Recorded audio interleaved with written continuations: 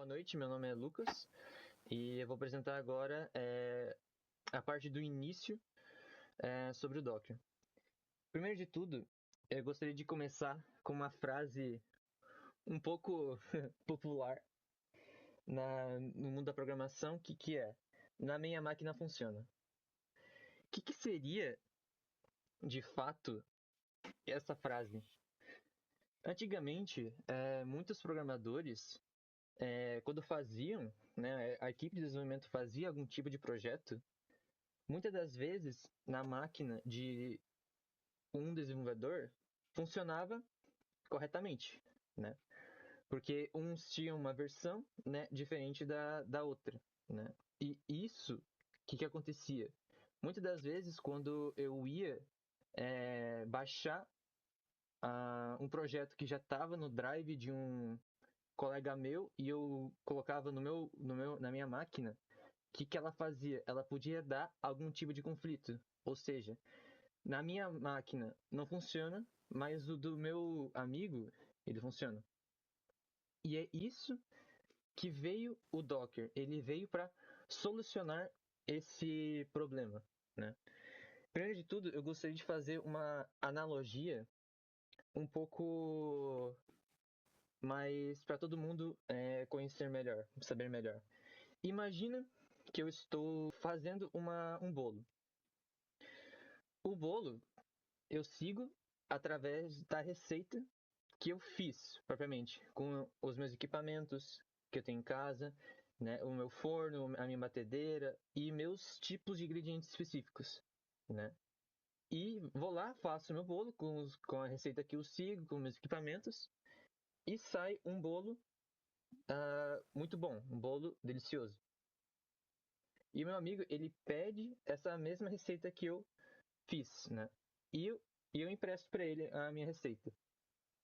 Aí ele faz o passo a passo, né, da receita, porém o bolo dele não sai do jeito que eu fiz.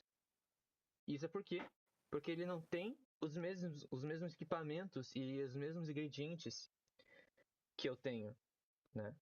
E isso veio o Docker, né?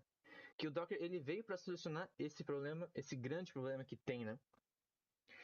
Que é o que faz o Docker de fato. Voltando para essa analogia, em vez de eu mandar para esse meu amigo apenas a receita, o que eu faço? Eu crio uma caixa e dentro dessa caixa eu envio todos os equipamentos, são o forno, o tipo do meu forno, o tipo da minha batedeira e os ingredientes junto com a receita. Então é isso que o Docker faz. Eu compartilho o todo para o meu colega. E agora a gente entra nos conceitos mais principais do Docker, né? Que são as imagens, os containers, os volumes e os networks. Basicamente, uma imagem é aquela receita do bolo, né? É de fato o que eu preciso para que meu projeto realmente funcione, né? Por exemplo, quais linguagens que eu vou utilizar, quais são as dependências que eu preciso para a minha aplicação, né? E para isso eu crio um Dockerfile, que vai servir como se fosse um pacote para eu emprestar para o meu outro colega.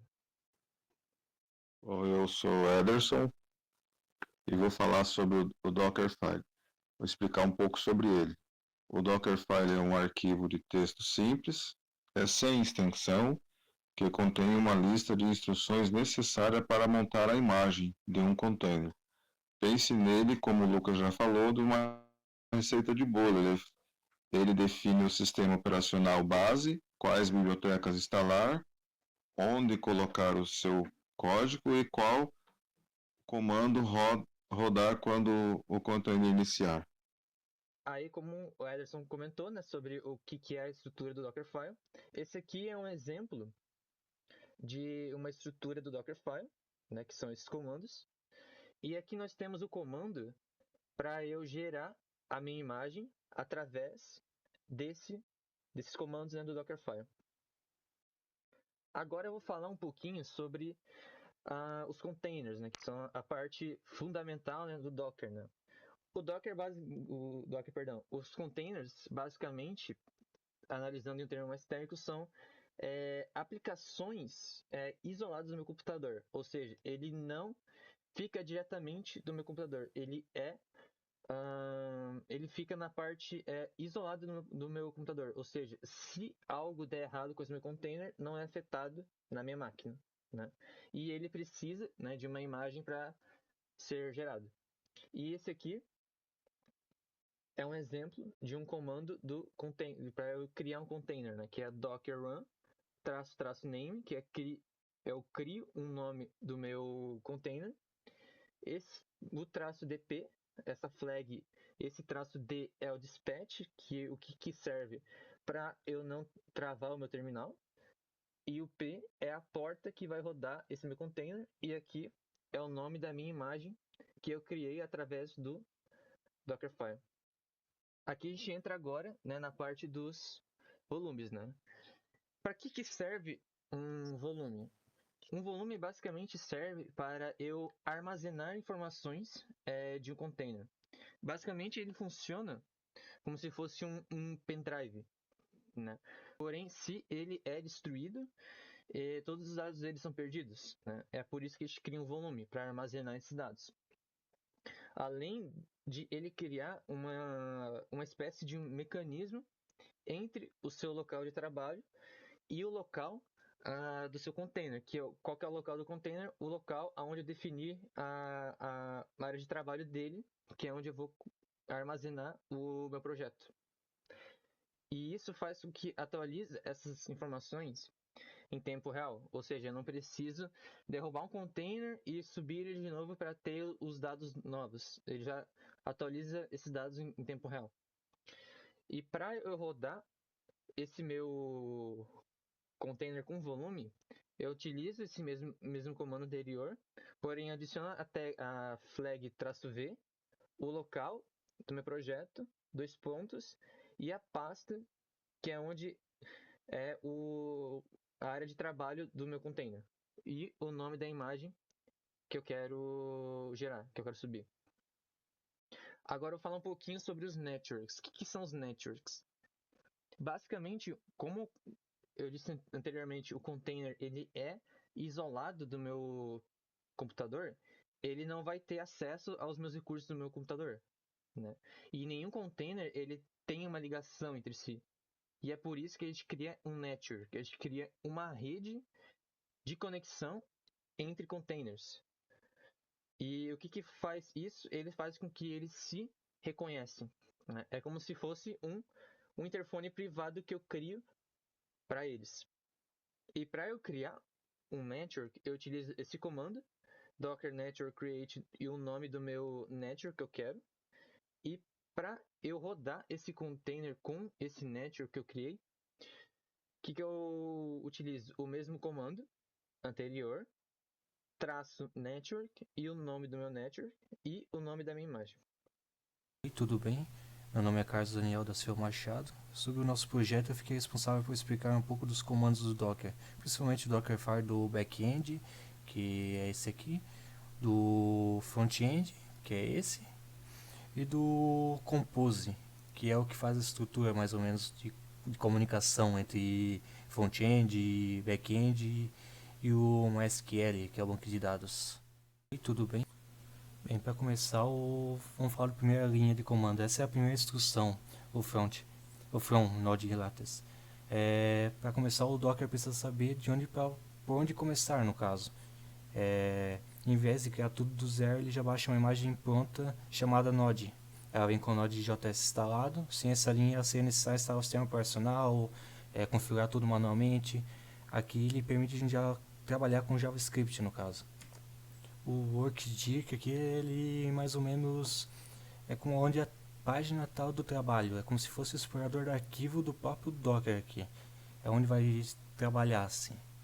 O copy arquivos package aqui nada mais é que esses arquivos que estão aqui do lado, ó.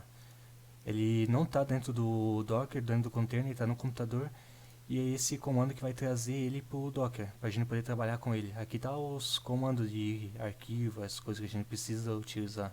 O run, ele baixa todas as dependências do projeto, o próprio package ali, as bibliotecas. É como se fosse instalar um aplicativo do celular. Já esse copy aqui, ele copia o restante do código de aplicação que falta, no caso a aplicação mesmo. O Expose 3000 nada mais é que a porta que vai trabalhar. O computador precisa ter uma porta para poder trabalhar, e essa é a porta de entrada. E o CMD é o comando inicial de aplicação Node, é um modo de execução, é ele que vai executar o programa. Enquanto o Dockerfile ele executa o Dockerfile do backend executa o Node.js, o frontend é apenas o HTML, o CSS e o JavaScript. O Nginx aqui ele é praticamente um servidor, ele funciona como um servidor do web, leve e rápido. Essas outras linhas de comando aqui ele traz os arquivos de site para dentro do servidor Nginx. E o Xbox 80 nada mais é que a porta padrão da internet para sites HTML. E agora nós vamos falar sobre o Docker Compose. O Compose serve para iniciar vários containers de uma vez só. Sem ele seria muito trabalhoso iniciar tudo manualmente. Vamos pensar da seguinte forma: o back-end, no caso aqui, essa parte e aqui, ele é o cérebro. Front-end é o visual. O banco de dados, a memória, e o Docker Compose e o diretor, que faz tudo funcionar perfeitamente. Pensa como se fosse um roteiro. Cada ator, ele tem que ter o diretor para controlar tudo. Agora falar sobre um pouco dos comandos. Network é como se fosse uma rede virtual, onde os componentes se comunicam entre si de forma isolada. Eles não têm comunicação se não tiver isso, eles são cada um por si, no caso.